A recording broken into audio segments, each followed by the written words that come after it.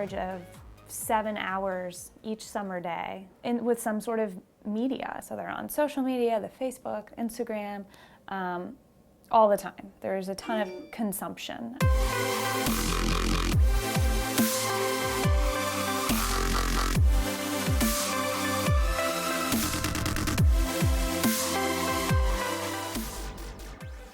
It opens up doors where you might not have teachers or you might not have schools. You can have a handheld device, you can have a tablet.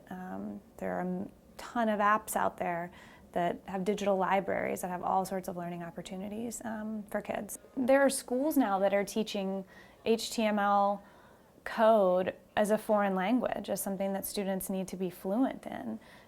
So giving kids the opportunities to build their own websites in the summer, to build their own games, is huge.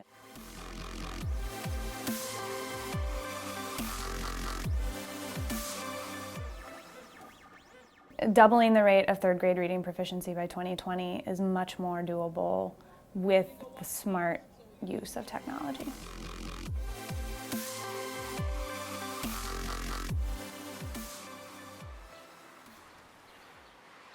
One of the things that we love is seeing young people be creative, designers, engineers, think through problems and create solutions to real-world problems. Technology is a really important tool in that, and it's something that is used every day here.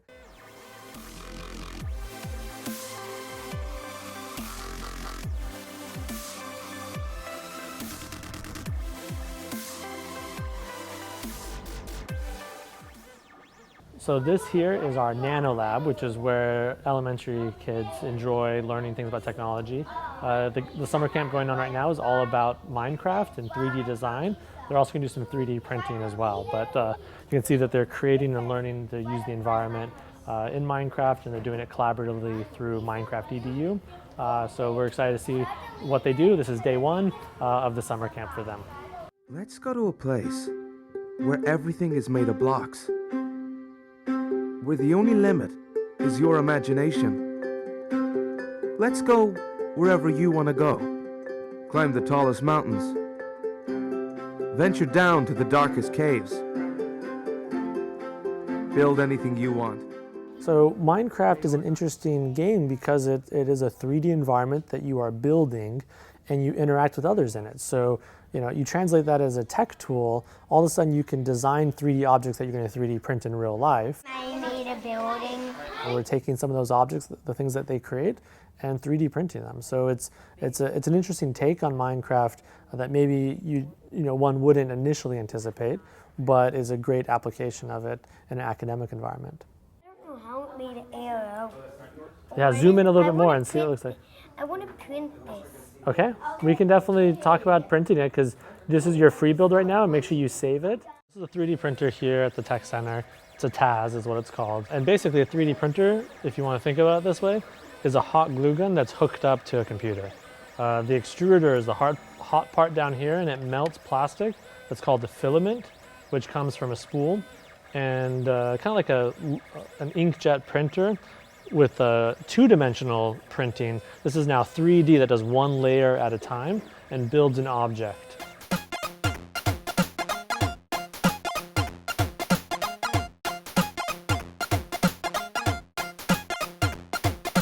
So DHF gives us a lot of technology. They allow us to use their cameras. They show us different websites to use like TAC and Tinkercad. They provide us with electronic components like Arduinos, and when I first came to DHF, I immediately thought of computers when I thought of technology, and I didn't really realize that there was like a broader thing than that. Yeah, so this is something Sierra actually built, but it was an old piano that was just left here. She wrapped the heads of the hammer with a copper wire, which is connected to a makey-makey, and when you strike one of the keys, it sends an electrical signal to this, which is a Raspberry Pi. The Raspberry Pi is connected to Spotify, and that's what you see here is a playlist from Spotify, which is then played through the speakers.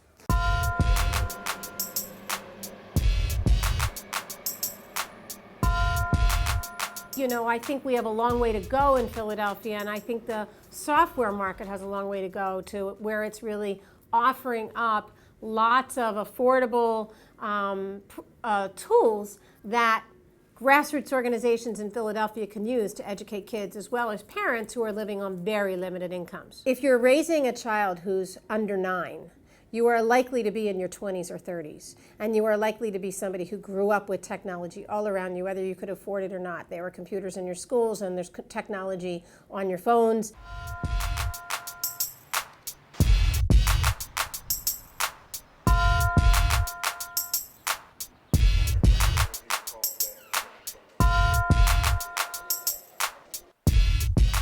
Our goal is to introduce youth in underserved communities like North and West Philadelphia to creative computing. We want to teach youth to become creators of technology as opposed to consumers. So the question is, how can you tell a story with an iPad? How can you tell a story with a 3D printer as opposed to how do you use a 3D printer? How do you get as many iPads as possible into as many hands as possible? One piece of free software that the Free Library uses in our maker programs, it's called Scratch, and it was developed by the MIT Media Lab.